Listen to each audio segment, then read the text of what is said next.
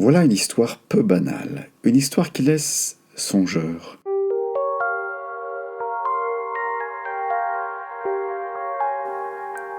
La Samarie, une zone, un canton pauvre, parce que ses habitants n'ont pas grand-chose pour eux.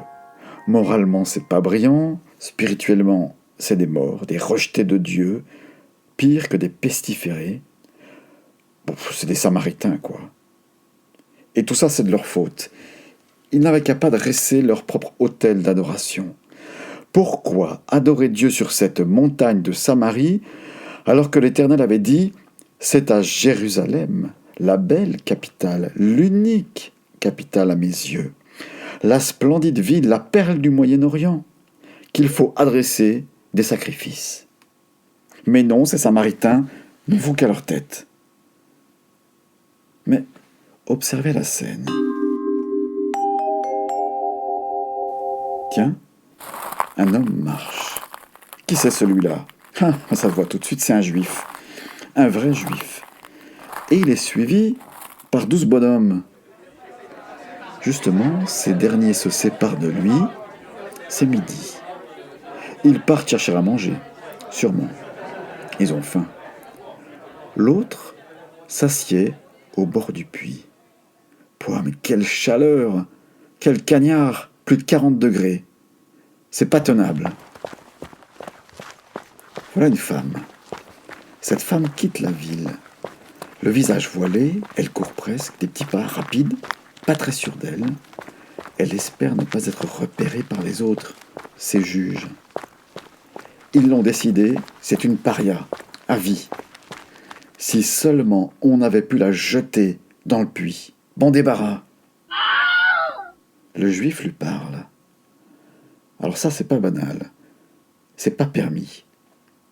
C'est midi, tout le monde fait une pause ou la sieste, et un juif, un homme lui parle.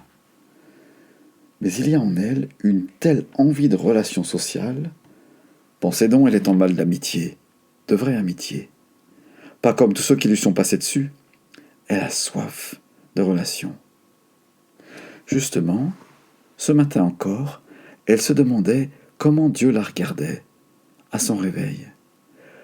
Au fond d'elle-même, elle perçoit que Dieu la voit, que Dieu sait, que le grand Dieu veut lui dire quelque chose à elle. Elle a même osé cette prière. Dieu, viens-moi en aide. Et puis elle s'est ravisée. D'un regard par-dessus son épaule, en quittant le lit, elle voit l'homme qui dort à ses côtés. C'est le 5e qui partage son lit. Non, c'est le 6e. Enfin peut-être, peu importe. À partir du 2e, elle était déjà grillée, jugée, condamnée par ses pairs. Cette discussion s'anime au puits.